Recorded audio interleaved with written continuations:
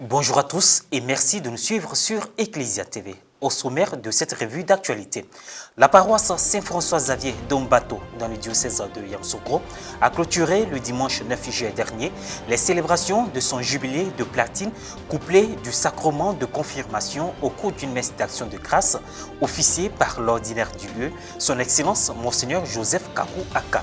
70 ans de festivités marquées de joie, de reconnaissance et de partage fraternel. Un atelier organisé par SINS Afrique pour les professionnels des médias afin d'acquérir les compétences pour une couverture médiatique sur les questions concernant les migrants et les réfugiés, soit une forme de reportage spécialisé, se tient du 11 au 15 juillet à Kampala, en Ouganda. Bienvenue à tous. Le jubilé des 70 ans d'existence de la paroisse Saint-François-Xavier d'Ombato a été clôturé le dimanche 9 juillet dernier au cours d'une messe présidée par Monseigneur Joseph Kakou Aka, évêque du diocèse de Yamoussoukro. Cette célébration, avec pour thème « Dans un élan renouvelé, allons en eau profonde » a été couplée du sacrement de confirmation. Reportage Paul-Henri Akichi, commentaire Maria Bissier. Diocèse de Yamoussoukro, jubilé de platine de la paroisse Saint-François-Xavier de Mbato, couplé de la célébration du sacrement de la confirmation. Le dimanche 9 juillet 2023, les fidèles de la paroisse Saint-François-Xavier de Mbato ont fêté leur jubilé de platine, soit 70 ans d'existence, à travers une messe d'action de grâce présidée par Monseigneur Joseph Kakou Aka, évêque du diocèse de Yamoussoukro, et concélébrée par le père Jean-Olivier Nakanabo, curé de la paroisse Saint-François-Xavier de Mbato, et de nombreux prêtres. Dans sa prédication, en s'appuyant sur les textes liturgiques du jour, Monseigneur Joseph Kakou Aka a invité le peuple famille de Dieu à être toujours à l'écoute du Seigneur. De nous-mêmes, nous ne pouvons pas obtenir cette connaissance de Dieu en tant que Père. C'est Jésus qui nous révèle cette connaissance.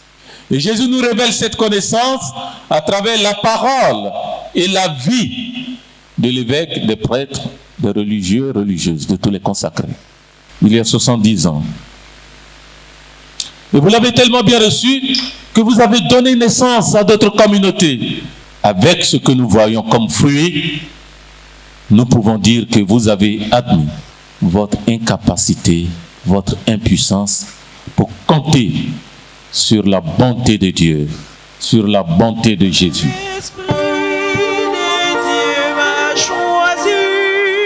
Après l'exhortation, ce fut le moment du sacrement de confirmation de plus d'une centaine de catéchumènes en ce jour de grâce. Par la suite, a eu lieu la procession des bougies, soit au nombre de 7, qui marque tout le chemin parcouru à la suite du Christ, occasion aussi de remercier tous les curés qui s'y sont succédés. Le renouveau de la vie chrétienne manifesté par un dynamisme dans la foi, la communion et la mission fut marqué par l'exécution de l'hymne des 70 ans de la paroisse.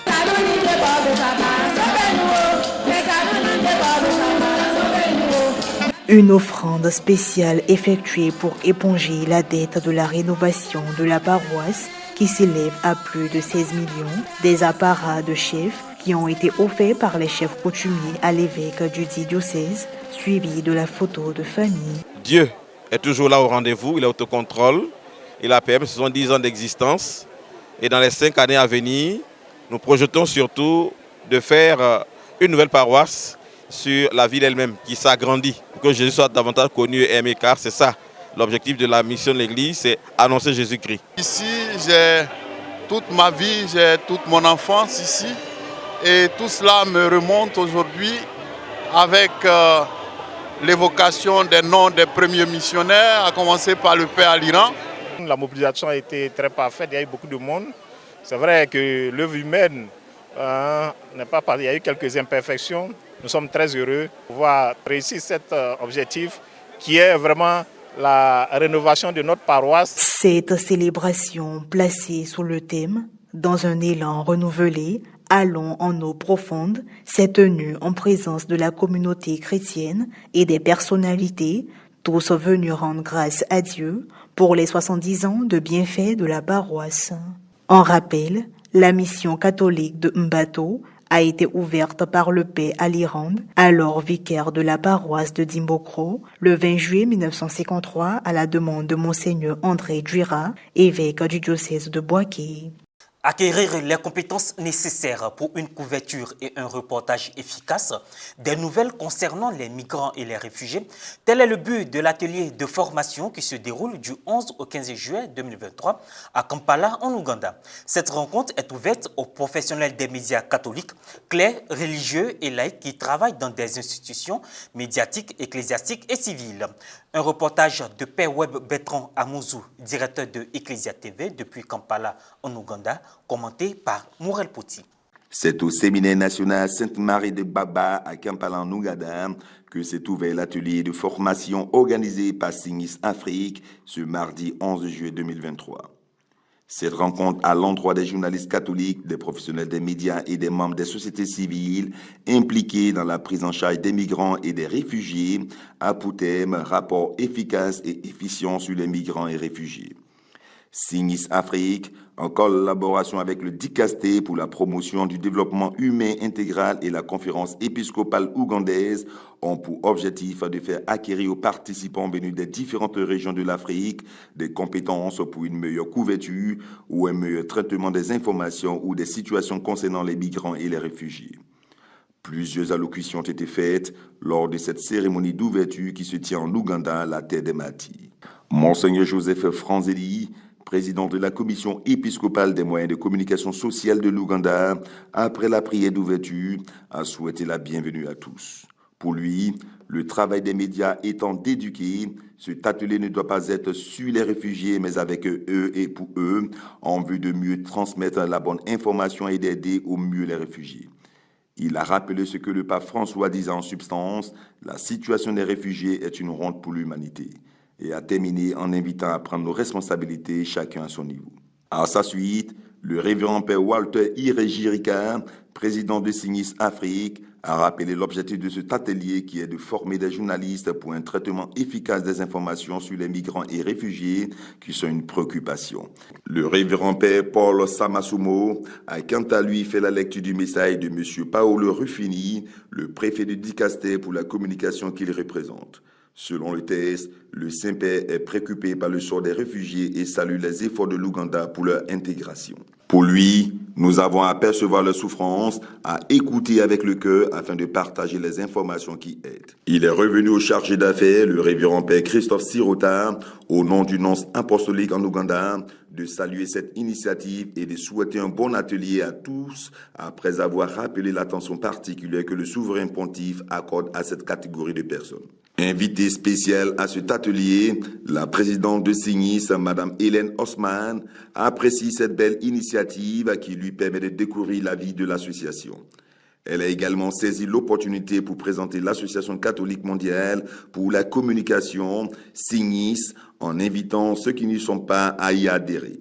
Pour elle, au-delà de la stratégie des réfugiés, telle que présentée par les médias ordinaires, il faut aller aux origines afin de trouver des solutions. Monseigneur Joseph Anthony Ziziwa, président de la conférence épiscopale ougandaise, en faisant un rappel biblique du phénomène des réfugiés, a fait ressortir le fait que l'Afrique souffre gravement de celui-ci. Seulement en Ouganda, il y a un peu plus de 1 250 000 réfugiés. Il a insisté sur le rôle important des médias, qui rejoint celui de l'Église, dans le traitement des informations de cette situation et encourage à aller en profondeur pour un changement de mentalité.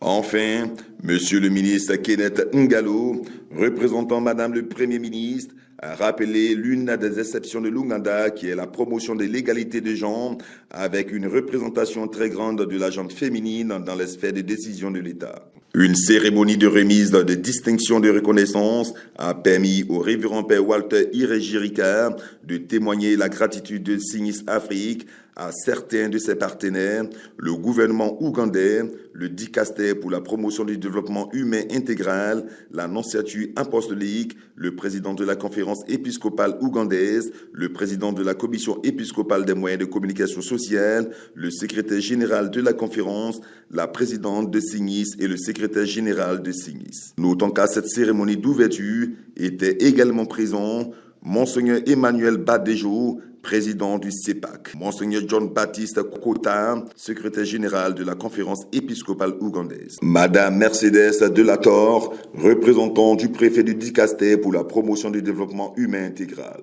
Monsieur Peter Monsien-Vichenchier, secrétaire général de Signis. L'atelier de formation prendra fin le samedi 15 juillet et connaîtra plusieurs activités comme des plénières, des panels, des carrefours, des célébrations eucharistiques et des visites. Et voilà, ainsi se referme cette session d'information. Merci de l'avoir suivi. Merci de rester sur Ecclesia TV. Que Dieu nous bénisse.